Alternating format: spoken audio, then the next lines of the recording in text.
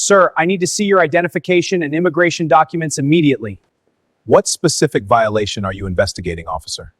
Ma'am, you too. Documents, now. We're American citizens having dinner at our own restaurant. I don't care what you claim. The manager reported suspicious activity and possible credit card fraud. Sir, you need to comply or you'll be detained. Show me your warrant. What crime am I suspected of committing? Karen, tell them! Tell them what you told us! These people have been acting suspicious all evening. Expensive orders, multiple credit cards, no proper identification when asked. Officer, I'm going to ask you one more time. What specific federal law gives you authority to demand papers from diners in a restaurant? Don't get smart with me. Manager says you don't belong here. Actually, officer, she's the one who doesn't belong here. What you just heard was the moment a racist restaurant manager's world completely collapsed. But to understand how we got here, we need to go back 3 hours earlier to what should have been a perfect anniversary celebration. Derrick and Simone Thompson had been planning this evening for months. 15 years of marriage, and they wanted to celebrate at Bella Vista, the most exclusive Italian restaurant in downtown. The kind of place where dinner for two easily runs $400, where reservations book months in advance, where the wine list reads like a luxury car catalog. But what Derrick and Simone didn't know was that their anniversary dinner was about to expose a systematic pattern of racism that had been terrorizing black families for over 2 years. And what the racist manager Karen Davies didn't know was that she was about to make the biggest mistake of her entire life. As Derrick's black Mercedes pulled up to the valet stand, he squeezed Simone's hand. She looked stunning in her emerald dress, the one he'd bought her for their 10th anniversary. They'd come so far since those early days when a dinner like this would have been impossible. Now, at 42, Derrick had built something remarkable. And Simone, at 38, had carved out her reputation as one of the city's most respected civil rights attorneys. The valet, a young Latino man named Carlos, greeted them warmly. He'd worked there for 3 years and had never seen any issues with the restaurant's treatment of diverse clientele. But he'd also never been there on one of Karen Davies' shifts. Inside, the restaurant hummed with quiet elegance. Crystal chandeliers cast warm light over tables draped in pristine white linens. The soft murmur of conversation mixed with the gentle clink of expensive glassware. Other couples, mostly white, mostly affluent, occupied the prime tables. This was exactly the kind of establishment where Derrick and Simone belonged, where their success had earned them a place. But from the moment they entered, something felt wrong. Karen Davies, the restaurant manager, spotted them immediately. At 53, Karen had worked in high-end restaurants for over 20 years, but in her mind she was the guardian of an exclusive world that certain people were trying to infiltrate. Her face tightened as she watched the hostess Maria lead them to their reserved table. "Excuse me," Karen intercepted them halfway across the dining room. "Can I see your reservation confirmation?" Derrick, sensing the shift in atmosphere, handed over his phone showing the open table booking. Thompson, party of 2, 7 p.m. Karen studied the screen longer than necessary. Our system has been having issues tonight. Let me double-check this." What Derrick and Simone didn't know was that this was Karen's standard opening move. Over the past 2 years, she perfected a system of harassment that had driven away dozens of black families. It started with questioning reservations, moved to delays and poor service, and if those families still refused to leave voluntarily, it escalated to something much worse. Karen returned after 5 minutes. "I'm sorry, but there seems to be some confusion with your reservation. We might be overbooked tonight." Simone, who dealt with discrimination throughout her legal career, recognized the pattern immediately. "Our reservation was confirmed this morning. We received a reminder text 2 hours ago." "Well, sometimes the system sends automatic confirmations even when—" "Ma'am," Derrick's voice carried the quiet authority of someone accustomed to being heard. "We have a valid reservation. We're celebrating our anniversary. Now, are you going to seat us or do we need to speak with the owner?" The word "owner" sent a flash of irritation across Karen's face. In her mind, she was protecting the owner's investment, maintaining the restaurant's standards. She had no idea she was speaking to the actual owner. "Fine," she said through gritted teeth. "But we'll need to see identification and a credit card to hold the table." This was another of Karen's tactics. She'd learned that many black customers would bristle at being treated differently, would argue or leave rather than submit to extra scrutiny. But Derrick and Simone simply exchanged a look and complied. They'd fought bigger battles than this. As they settled into their table, a corner booth with a perfect view of the city lights. Other diners couldn't help but notice the tension. Margaret Chin, a regular customer celebrating her own anniversary with her husband David, later told investigators she immediately sensed something was wrong. The manager kept hovering near their table, Margaret would later recall. She was watching them like she expected them to do something wrong. It was uncomfortable to witness. Derrick and Simone tried to focus on their celebration. 15 years ago they'd met in law school. She was the brilliant student from Atlanta who'd earned a full scholarship. He was the determined kid from Detroit who'd worked 3 jobs to pay for college before starting his first business. Their first date had been at a small Italian place near campus, nothing like this elegant establishment. "Remember when we used to split a $20 pasta dinner?" Simone smiled, reaching across the table for his hand. "And we thought that was fancy," Derrick laughed. "Now look at us." They'd built their life together through determination and mutual support. While Simone fought for justice in courtrooms, Derrick had expanded from one small coffee shop to a portfolio of restaurants, retail stores and commercial properties. Including this one, though they preferred to stay silent partners, letting their managers run day-to-day operations. Their server James approached with menus. He was a college student working part-time and unlike Karen, he treated all customers with equal respect. "Good evening, folks. Can I start you with something to drink?" "We'll see the wine list," Simone said. "And could you tell us about tonight's specials?" As James began explaining the evening's offerings, Karen appeared again. "James, I need to speak with you for a moment." They watched as Karen pulled their server aside for a whispered conversation. James returned looking uncomfortable. "I apologize," he said quietly. "My manager wants me to ask for a secondary form of payment before we proceed with the order." This was escalation. Karen had decided that standard harassment wasn't working. The couple was too poised, too confident. They weren't intimidated, which in her experience meant they might actually be able to afford the expensive meal. And that thought filled her with rage. "Of course," Derrick said calmly, producing both his American Express black card and his driver's license. "Will this suffice?" James took the cards, clearly uncomfortable with the unusual request. As he walked away, Simone leaned forward. "She's done this before," she whispered. "This is a pattern." Derrick nodded. In his years of business ownership, he'd learned to recognize discrimination. The question is, how far is she willing to take it? They were about to find out. Karen studied Derrick's identification at the computer terminal. The cards were legitimate, the name matched, everything checked out. But instead of backing down, this only intensified her anger. In her twisted worldview, successful black people were somehow cheating the system, taking opportunities that should belong to others. She returned to their table with the cards. "Everything seems to be in order," she said, her tone suggesting disappointment. "James will be right with you." For the next hour, Derrick and Simone endured what they later described as the most passive-aggressive service they'd ever experienced. Water glasses remained empty. Bread never arrived. Their server, clearly following orders, moved with deliberate slowness. But they persevered.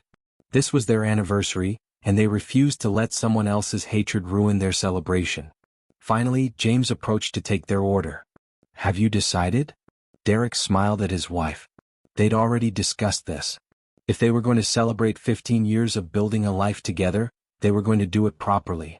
"We'll start with the seafood tower," Derrick said. "Then the dry-aged ribeye for 2, the truffle pasta, and we'd like to see your reserve wine list." Karen, who'd been watching from across the room, felt her face flush with anger. The seafood tower was $85. The ribeye for 2 was $240. The reserve wine started at $150 a bottle. This black couple was ordering like they belonged here, like they could actually afford a $400 dinner. In Karen's mind, this was impossible. They had to be using stolen credit cards, or someone else's identity, or some other form of fraud. She'd convinced herself that successful black people were statistical anomalies, and when she encountered them, her first assumption was criminal activity. She stormed into the kitchen. Chef Martin, table 12, just ordered the ribeye for 2 and the seafood tower. Chef Martin, a veteran of high-end kitchens, looked puzzled. "Okay? That's good for us, isn't it?" "Run their credit card again," Karen demanded. "Run it twice. Check for fraud alerts." "Karen, I'm not running someone's card twice without cause." That's not. Just do it. What Chef Martin didn't know was that this had become Karen's standard procedure with black customers who ordered expensive items. She'd run cards multiple times, hoping for a decline. She'd call credit card companies claiming suspicious activity. She'd invented elaborate fraud concerns to justify her harassment. 20 minutes later, the credit card came back approved. Again. Karen stared at the receipt, her anger building to a breaking point. These people were going to enjoy a luxurious dinner in what she considered her domain, and there was nothing she could legitimately do to stop them. That's when she decided to make a phone call that would change everything. But first, let me ask you something that will matter for the rest of this story. What do you think would happen if a restaurant manager's hatred ran so deep that she was willing to call federal immigration enforcement on American citizens? How far would someone go to maintain their twisted sense of control? The phone call Karen Davies made at 9:47 p.m. would eventually land her in federal prison. But to understand why, we need to understand that what happened to Derrick and Simone wasn't an isolated incident. It was the culmination of a systematic campaign of terror that had been playing out for over 2 years. Immigration and Customs Enforcement has a hotline for reporting immigration violations. It's intended for legitimate concerns about actual lawbreakers. But Karen had discovered that she could weaponize this system, turning federal law enforcement into her personal harassment tool. Standing in the restaurant storage room, Karen dialed the IC reporting line for the 7th time in 18 months. ICE reporting hotline, how can I help you? I need to report suspicious individuals at Bella Vista restaurant on 5th Street. 2 black individuals using what appears to be fraudulent identification and stolen credit cards. Ma'am, what makes you believe the identification is fraudulent? They're ordering extremely expensive items, multiple credit cards, and they became hostile when questioned about their legitimacy. Karen had perfected this script through practice. She knew exactly what language would trigger a federal response. Immigration fraud, identity theft, financial crimes, hostility when questioned. Are you certain these individuals are undocumented immigrants? Absolutely. They don't belong in this establishment. They're clearly using false identities to commit credit card fraud.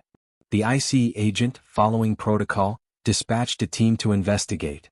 What he didn't know was that Karen Davies had made this exact same call about Marcus and Keisha Williams in January. About Robert and Patricia Johnson in March. About the Harper family in June.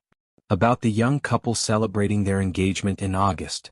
Each time, Karen had watched with satisfaction as federal agents arrived, disrupted black families' meals, demanded papers, and created scenes that humiliated her targets into leaving. The fact that every family had turned out to be American citizens with legitimate identification didn't matter to Karen. The goal wasn't arrests, it was expulsion. Dr. Marcus Williams, a pediatrician, and his wife Keisha, a school principal, had been celebrating their daughter's acceptance to medical school when IC agents surrounded their table in January. They'd provided documents proving their citizenship, but the damage was done. Their special celebration was ruined, their daughter was traumatized, and they never returned to the restaurant. Robert and Patricia Johnson, both retired teachers celebrating their 40th anniversary, were approached by agents during their dessert course. Despite showing birth certificates and social security cards, they were questioned for 20 minutes while other diners stared and whispered. Patricia later told investigators she'd never felt so humiliated in her life. The Harper family, James, a software engineer, his wife Linda, a nurse practitioner, and their teenage twins, were celebrating the kids' graduation when agents interrupted their meal. The twins were mortified as their classmates from other tables watched federal agents question their parents' right to be in the restaurant. And in August, 25-year-old Michael Richardson and his fiancée Jasmine were celebrating their engagement when IC agents demanded to see their real identification. Michael, who worked as a financial analyst, later said the experience made him question whether he'd ever feel safe taking his future wife to upscale establishments. Each incident followed the same pattern. Karen would identify black customers who appeared successful or were ordering expensive items. She'd subject them to extra scrutiny, delays, and harassment. If they didn't leave voluntarily, she'd make the call to IC. Federal agents would arrive, disrupt their meals, and even after confirming the family's legal status, the evening was effectively destroyed. But Karen had no idea that tonight's targets were different. She had no idea that Derrick Thompson wasn't just another successful black customer, he was her boss. Back in the dining room, Derrick and Simone were finally receiving their first course. The seafood tower arrived with its impressive display of oysters, lobster, and crab. Under normal circumstances, it would have been the highlight of their evening. "You know what this reminds me of?" Simone said, selecting an oyster. "That first time you took me to Legal Seafoods after your business loan got approved. We spent our entire dinner budget for the month," Derrick laughed. "And you said it was worth it because we were celebrating the beginning of everything." "I was right," she smiled. "Look at us now." They'd come so far from those early days.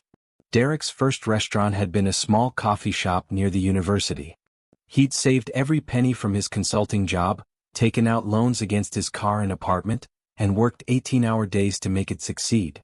Simone had been there for every step, studying for the bar exam in the coffee shop after hours, helping with bookkeeping, believing in his vision when banks wouldn't. Now, 15 years later, Thompson Hospitality Group owned 12 restaurants, 4 retail properties, and 3 commercial developments. They employed over 200 people across the city. They'd built something remarkable together, something that provided good jobs and contributed to their community. But they'd also learned to keep a low profile. Too many times they'd seen how their success made other people uncomfortable. How some people couldn't accept that a young black couple could build wealth through hard work and smart decisions. So they often stayed silent partners in their businesses, letting others manage day-to-day operations while they focused on growth and community impact. Tonight was supposed to be different. Tonight was about celebrating their journey, their partnership, their love. It wasn't supposed to be about proving they belonged anywhere. But as they enjoyed their appetizer, other staff members were beginning to notice Karen's unusual behavior. James, their server, had worked at Bella Vista for 2 years and had never been asked to run a customer's credit card multiple times. Chef Martin was questioning why the manager seemed obsessed with one particular table.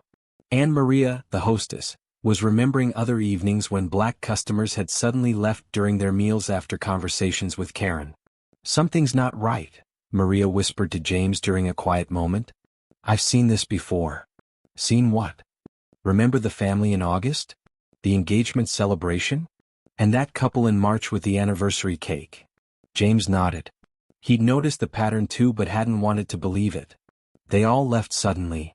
After Karen talked to them. And I saw federal agents here those nights." They were beginning to piece together what investigators would later confirm. Karen Davies had turned Bella Vista into ground zero for a systematic campaign of racial harassment using federal law enforcement as her weapon. But tonight, for the first time, she'd chosen the wrong targets. The ribeye arrived, perfectly prepared and beautifully presented. Derrick and Simone made a toast with their wine, a 1998 Barolo that cost more than many people's monthly car payments. "To 15 years of building something beautiful together," Derrick said, raising his glass. "To 15 more years of growing stronger," Simone replied. As they clinked glasses, Karen was finishing her phone call to Icy. She hung up with satisfaction, knowing that within 30 minutes, federal agents would arrive to disrupt this celebration just as they had disrupted so many others. She returned to the dining room, positioning herself where she could watch the front entrance. In her experience, the agents usually arrived within 20 to 30 minutes of her calls. She'd learned to time it perfectly, late enough in the meal that the customers had already ordered expensive items, but early enough to create maximum disruption. Karen didn't notice that James was now watching her carefully, or that Maria was documenting the evening's events in her phone, or that several regular customers were becoming uncomfortable with the manager's obvious focus on one particular table. Margaret Chin, celebrating her own anniversary with her husband, leaned over to David. "That manager keeps staring at that black couple. It's making me uncomfortable. Should we say something?" David asked. "To whom?" "She is the manager." But Margaret had started taking notes on her phone, documenting what she was witnessing. Later, these notes would become crucial evidence in the federal investigation. 25 minutes after Karen's call, the front door opened. 3 IC agents in tactical gear entered the restaurant. The maitre d' looked confused, but Karen quickly approached them. "Officers, thank you for coming so quickly. Table 12, the couple in the corner booth. They've been acting suspicious all evening." Lead Agent Rodriguez looked around the elegant dining room. This wasn't typical for an immigration raid. Usually, they targeted workplaces or homes where intelligence indicated undocumented individuals. Restaurant calls were rare and often resulted in false alarms. Ma'am, what specific evidence do you have of immigration violations? Multiple credit cards, expensive orders they clearly can't afford, hostile behavior when questioned about their legitimacy. Agent Rodriguez had heard variations of this story before. Experience had taught him that expensive orders they can't afford usually meant someone was making assumptions about people based on their appearance. But protocols required investigation. The three agents approached Derrick and Simone's table, weapons visible but holstered, prepared for a routine document check that they expected would result in apologies and departure. They had no idea they were walking into a trap that had been set by a racist manager, or that the people they were about to harass were not only American citizens but also the actual owners of the restaurant where they were dining. As the agents reached the table, the dining room fell silent. Other customers stopped eating, stopped talking, stopped pretending not to notice. Everyone was watching as three federal agents prepared to confront a well-dressed black couple enjoying an anniversary dinner. The federal agents standing over Derrick and Simone's table had no idea they were about to become unwitting participants in the most embarrassing incident of their careers. Agent Rodriguez, with 15 years of ICE experience, was following standard protocol for investigating suspected immigration violations. But something about this situation already felt wrong. "Sir, I need to see your identification and immigration documents immediately."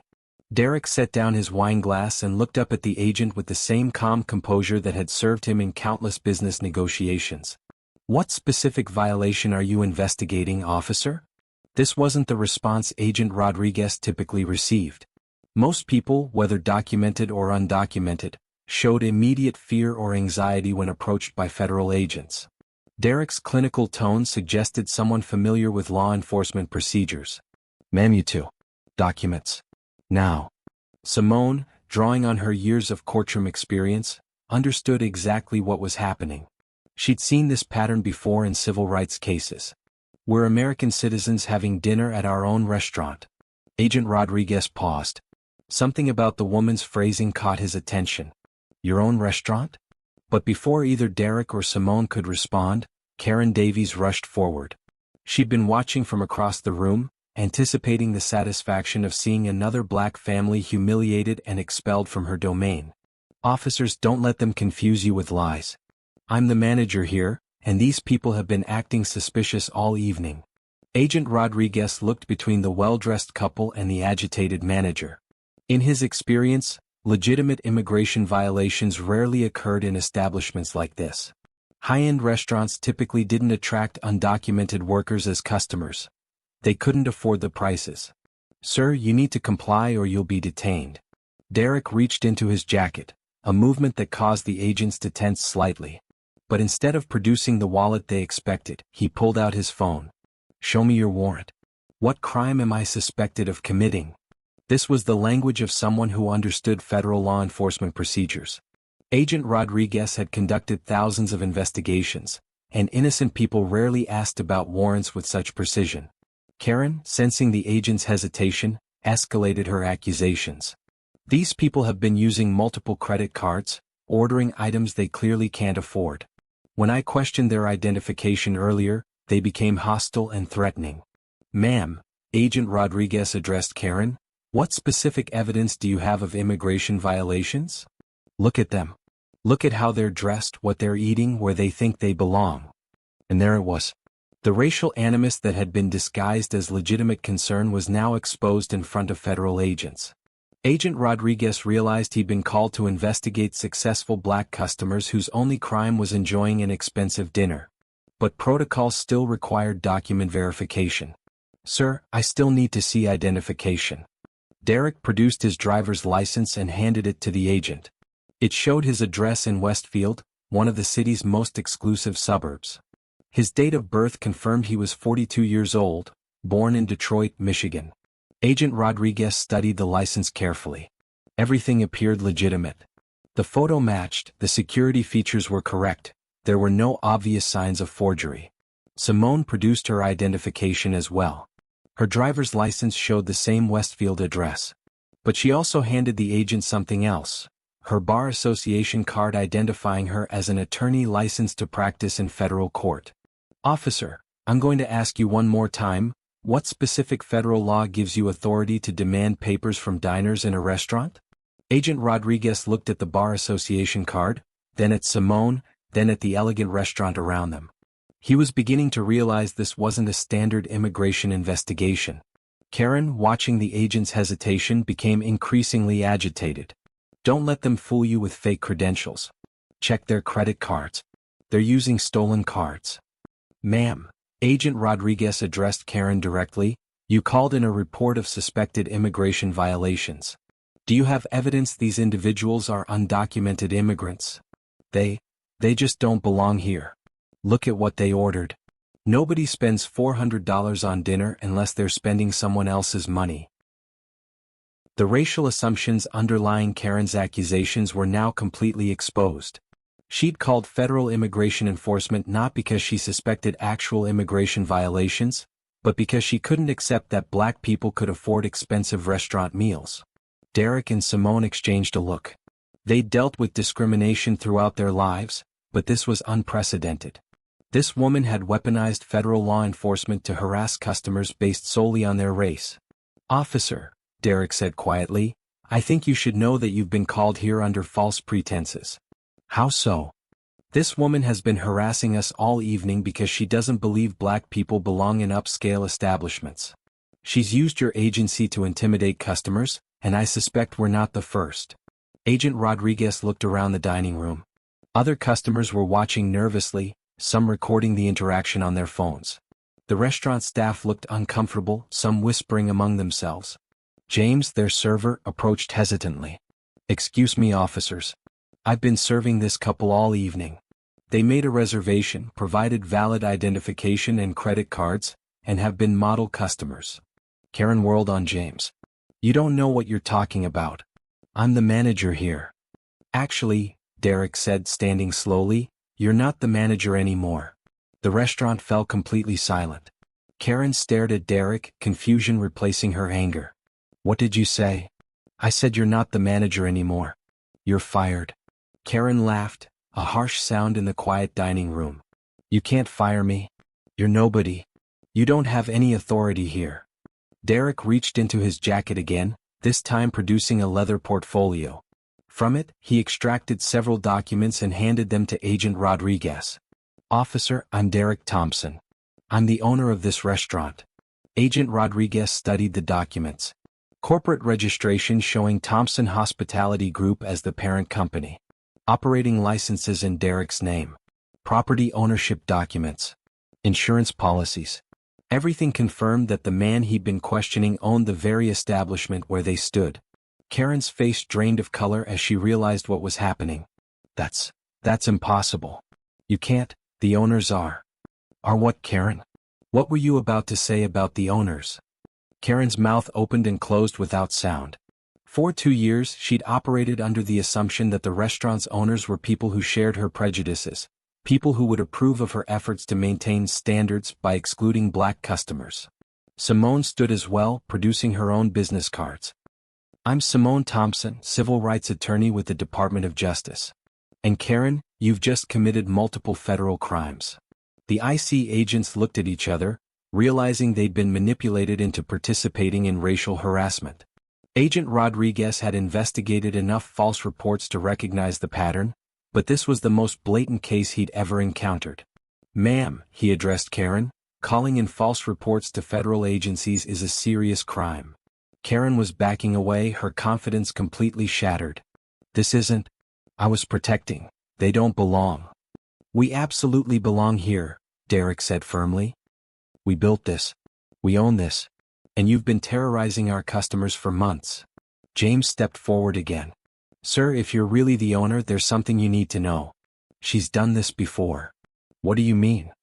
Other black families. Over the past year, maybe longer. They'd come in for celebrations and she'd call immigration on them too. Agent Rodriguez looked sharply at Karen. How many times have you called ICE on customers? Karen said nothing, but her silence was answer enough. Maria, the hostess, joined the conversation. I kept notes, she said quietly. I have dates and descriptions of at least 6 families over the past 18 months. The implications were staggering. Karen hadn't just made one false report, she'd conducted a systematic campaign of racial harassment using federal law enforcement as her weapon. Chef Martin emerged from the kitchen.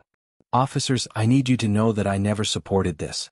She told me she had legitimate concerns about fraud, but I suspected. I should have spoken up sooner. The restaurant erupted in murmurs as other staff members began sharing their experiences. Karen had created a climate of fear among her employees, threatening their jobs if they questioned her treatment of black customers. Margaret Chin approached the group. Excuse me, I'm a customer here and I've been documenting what I witnessed tonight. I also remember other evenings when federal agents were here questioning black families. Agent Rodriguez realized this was bigger than one false report. This was systematic abuse of federal resources, civil rights violations, and potentially conspiracy charges. Karen Davies, he said formally, you're under arrest for filing false reports to federal agencies. As the handcuffs clicked around Karen's wrist, she finally found her voice. This isn't fair. I was protecting the restaurant. I was maintaining standards. No, Derrick said quietly. You were terrorizing innocent families because of the color of their skin. And you used my restaurant to do it. Agent Rodriguez led Karen toward the exit, but not before addressing Derrick and Simone. Sir, ma'am, I apologize for this incident. You'll be hearing from our Internal Affairs Department about a full investigation into these false reports. As the agents left with Karen in custody, the restaurant remained silent. Other customers began approaching Derrick and Simone, some offering apologies, others expressing their disgust with what they'd witnessed. But for Derrick and Simone, the evening felt hollow. Their anniversary celebration had been ruined by someone whose hatred ran so deep she was willing to weaponize federal law enforcement against innocent people. 15 years, Simone said softly, sitting back down at their table. 15 years of building something, and there are still people who think we don't deserve to enjoy it. Derrick took her hand. But we exposed her. And we'll make sure this never happens to anyone else. The seafood tower sat cold on their table, the expensive wine now warm and unappetizing. Their perfect anniversary dinner was over, but they'd accomplished something more important. They'd stopped a racist who thought she could terrorize black families with impunity. And they were about to discover that Karen's crimes went even deeper than they realized. The arrest of Karen Davies sent shockwaves through the local restaurant industry, but the real investigation was just beginning. What Derrick and Simone discovered in the following weeks would expose a pattern of systematic racism that reached far beyond one restaurant and one bigoted manager.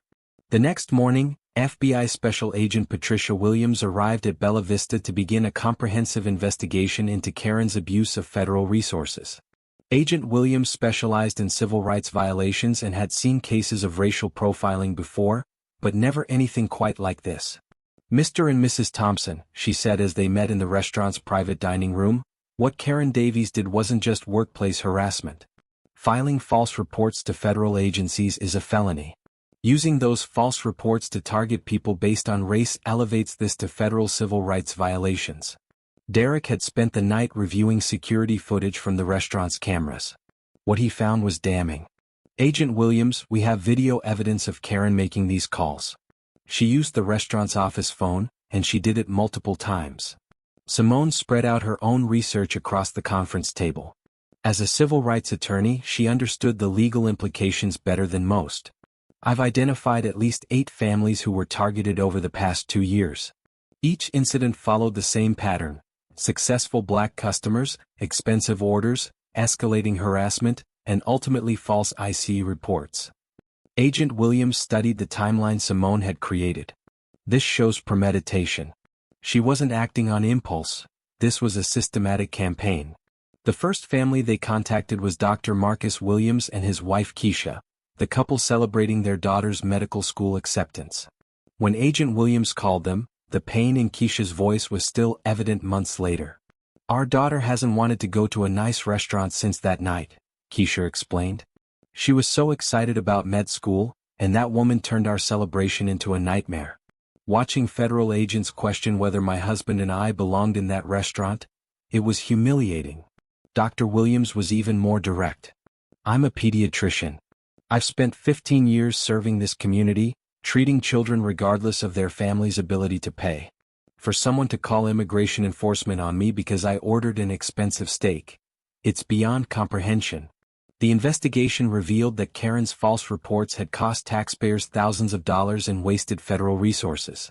Each ICE response involved multiple agents, vehicle deployment, administrative processing, and follow-up paperwork. Agent Williams calculated that Karen's lies had cost the federal government over $40,000 in unnecessary law enforcement costs.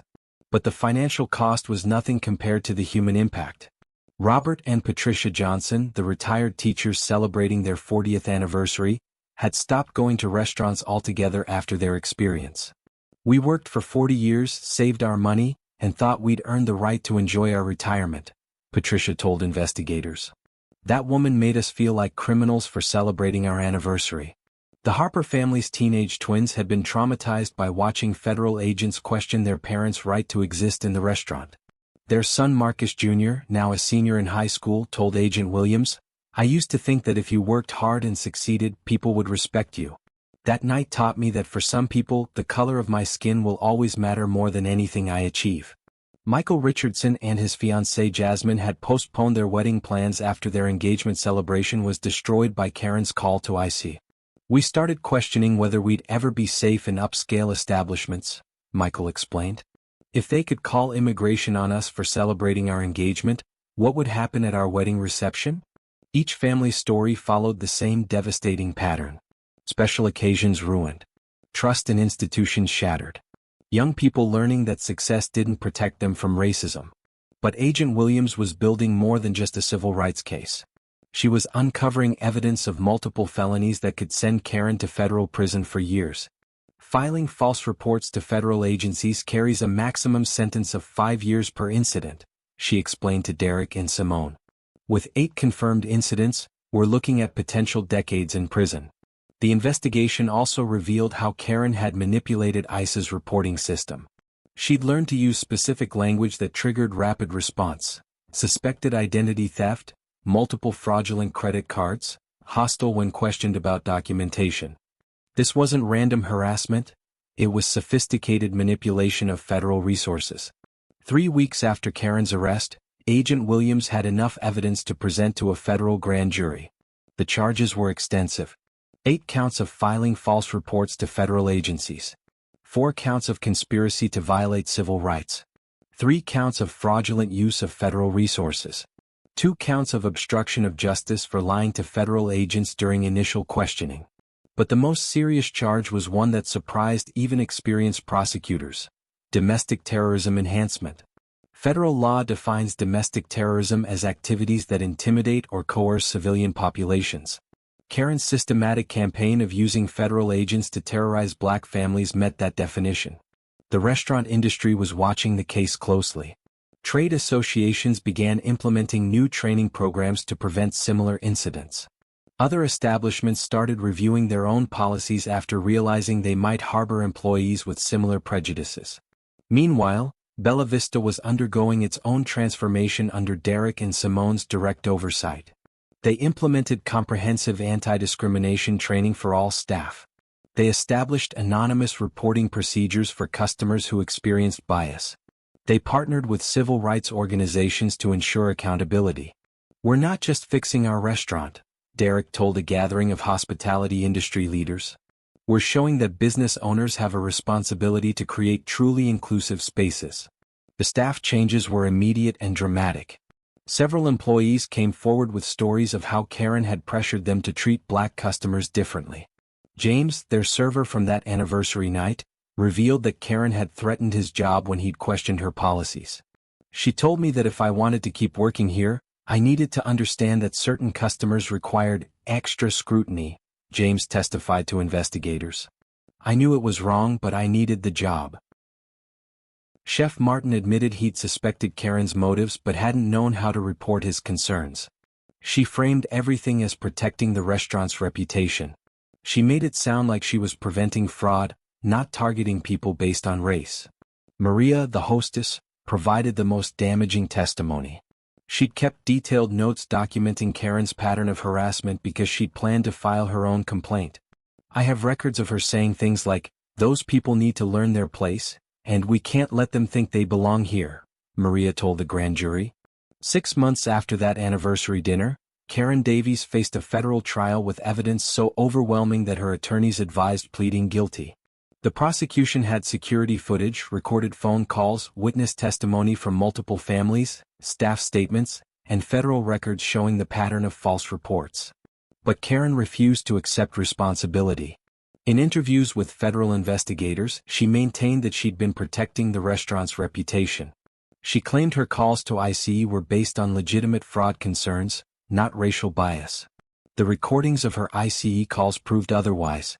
On one call, investigators heard her say, "These people think they can just waltz into our establishment and act like they belong here." On another, she complained about urban types taking over upscale restaurants. Dr. Marcus Williams and Keisha attended every day of the trial. So did Robert and Patricia Johnson. The Harper family brought their twins, wanting them to see that justice was possible. Michael Richardson and Jasmine, now married, came to witness Karen face consequences for ruining their engagement celebration. For Derrick and Simone, the trial was bittersweet. They'd exposed systematic racism and ensured Karen could never harm other families, but they couldn't undo the damage she'd caused to so many celebrations and lives. Justice doesn't erase trauma, Simone reflected as they sat in the courthouse during closing arguments. But it sends a message that using federal law enforcement as a weapon against innocent people has consequences. The jury deliberated for less than 2 hours before returning guilty verdicts on all counts. Judge Patricia Morrison, a veteran federal judge with 30 years of experience, called Karen's crimes a systematic abuse of federal resources in service of racial hatred. At sentencing, Karen finally showed emotion. Not remorse for her victims, but self-pity for her situation. "I was just trying to do my job," she told the judge. "I never meant for this to get so complicated." Judge Morrison's response was swift and definitive. "Ms. Davies, you turned federal law enforcement into your personal tool for terrorizing innocent families. You weaponized immigration enforcement against American citizens. You traumatized children and destroyed family celebrations. The only thing complicated here is how you convinced yourself that systematic racism was just doing your job." Karen Davies was sentenced to 12 years in federal prison, followed by 3 years of supervised release. She was also ordered to pay restitution to her victims and to cover the federal resources wasted on her false reports. But for the family she targeted, no sentence could fully restore what Karen had taken from them. Trust broken. Celebrations ruined. Children taught that their success might not protect them from hatred. The story wasn't over though. Derrick and Simone had learned something important during those months of investigation and trial. Individual justice wasn't enough. Systematic problems required systematic solutions, and they were about to use their platform to create change that would reach far beyond one restaurant and one racist manager. 2 years after that anniversary dinner that changed everything, Derrick and Simone Thompson stood in the same restaurant where Karen Davies had tried to destroy their celebration. But Bella Vista was transformed, and so was their vision for how business owners could combat systematic racism. The restaurant now served as headquarters for the Thompson Foundation's Inclusive Hospitality Initiative, a program that had trained over 3,000 restaurant workers across 12 states in recognizing and preventing discrimination. What started as one couple's fight for dignity had become a national movement. When Karen called IC on us, Derrick told a gathering of restaurant owners and civil rights advocates, she thought she was putting us in our place. Instead, she showed us our purpose. The initiative worked with restaurant chains, independent establishments, and hospitality schools to implement comprehensive anti-discrimination protocols. But more importantly, it created systems for accountability that ensured incidents like Karen's couldn't be swept under the rug. Dr. Marcus Williams and his wife Keisha had become key partners in the program. Their daughter, now thriving in her second year of medical school, spoke to hospitality students about the long-term impact of discrimination. "That night at Bella Vista didn't just ruin our celebration," she told a room of future restaurant managers. "It taught me that success doesn't protect you from hatred. But watching Mr. and Mrs. Thompson build something positive from that experience taught me that victims don't have to stay victims." The program had documented results. Participating restaurants reported 93% reductions in discrimination complaints. Customer satisfaction surveys showed significant improvements in how Black and brown customers felt treated in upscale establishments. And perhaps most importantly, other Karen Davies types were being identified and removed before they could terrorize families. Robert and Patricia Johnson had returned to dining out, but now they carried cards for the Thompson Foundation's reporting hotline. "We know we don't have to suffer in silence anymore," Patricia explained. "There are systems in place to hold people accountable." The Harper twins, now college students, had started a social media campaign called #DiningWhileBlack, documenting positive and negative experiences in restaurants nationwide. Their platform had over 500,000 followers and had pressured dozens of establishments to improve their practices. Michael Richardson and Jasmine had chosen Bella Vista for their first anniversary dinner, a symbolic return to the place where their engagement celebration had been destroyed. "We wanted to show that love wins," Jasmine explained. "That woman tried to poison this place with hatred, but the Thompsons turned it into something beautiful." The federal case had also created legal precedents that prosecutors were using nationwide. Karen's conviction under domestic terrorism statutes had been upheld on appeal, establishing that systematic racial harassment using federal resources met the legal definition of terrorism. Other business owners facing similar situations now had a playbook for action. The Thompson Foundation provided legal support, training resources, and advocacy for victims of restaurant discrimination. They'd helped prosecute 12 other cases involving systematic harassment, resulting in convictions and policy changes across multiple states. But perhaps the most significant change was cultural. The hospitality industry, once reluctant to acknowledge discrimination problems, had embraced the idea that inclusive service was good business. Trade associations now required anti-discrimination training for certification. Culinary schools integrated bias recognition into their standard curriculum. "We didn't just want to punish Karen Davies," Simone explained to a reporter documenting the foundation's impact. "We wanted to create systems that would prevent the next Karen Davies from terrorizing families." The couple had also used their platform to address broader issues of economic justice. Their restaurant group now prioritized hiring from underrepresented communities and provided pathways to management and ownership for employees who might not otherwise have opportunities. James, their server from that anniversary night, was now managing his own Thompson Hospitality Group location. "Mr. and Mrs. Thompson didn't just fire the racist manager," he said. "They created opportunities for people like me to build careers in an industry that doesn't always welcome us." Chef Martin had become a vocal advocate for kitchen equity, working with culinary schools to increase diversity in high-end restaurant kitchens. "That night opened my eyes to how complicit I'd been through silence," he admitted. "Now I use my platform to speak up." Maria, the hostess who documented Karen's pattern of harassment, was finishing her degree in hospitality management with a scholarship from the Thompson Foundation. Her senior project focused on creating technological solutions to detect and prevent discriminatory treatment of customers. The anniversary that had been ruined by hatred had become an annual celebration of progress. Each February, Bella Vista hosted a dinner honoring families who'd experienced restaurant discrimination and celebrating establishments that had implemented meaningful change. "Karen Davies thought she could use federal law enforcement to terrorize us," Derrick reflected as he and Simone prepared for their 17th anniversary celebration. "She had no idea she was attacking people who had the resources and determination to fight back. But more importantly, she had no idea that her hatred would inspire something much more powerful." The couple's work had attracted national attention. They'd been featured on major news programs, spoken at business conferences, and advised federal agencies on preventing abuse of reporting systems. Their story had inspired similar initiatives in healthcare, retail, and education. But for Derrick and Simone, the real measure of success wasn't media coverage or awards. It was the families who could now celebrate special occasions without fear of harassment.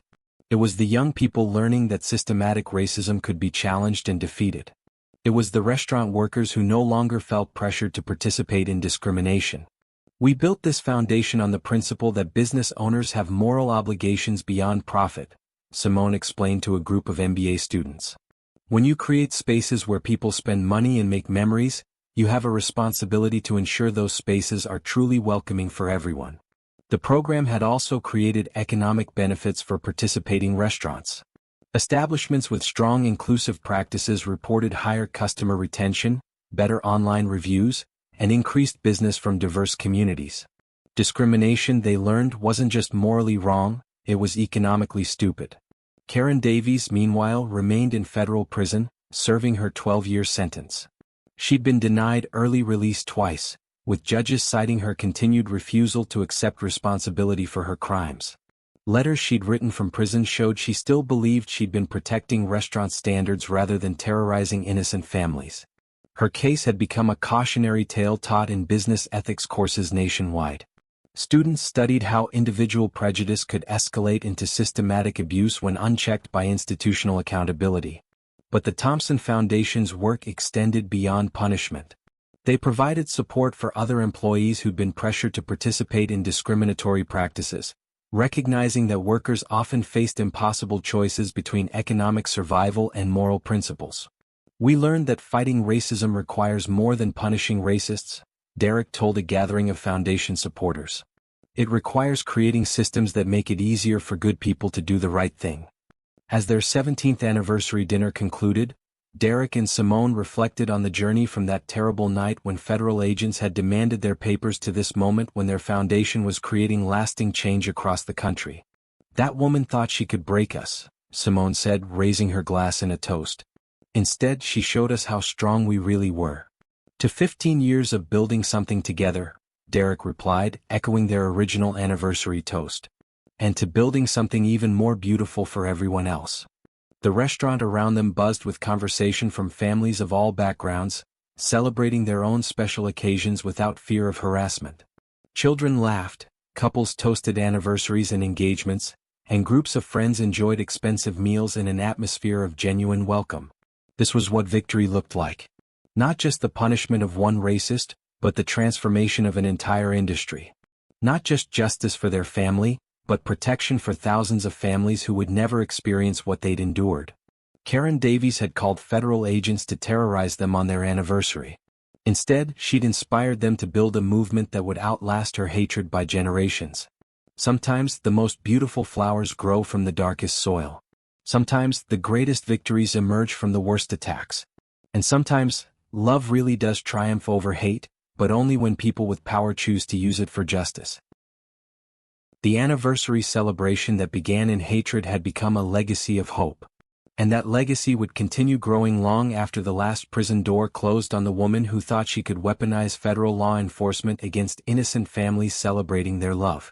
Subscribe if this story inspired you to believe that systematic problems can be solved by determined people with clear vision.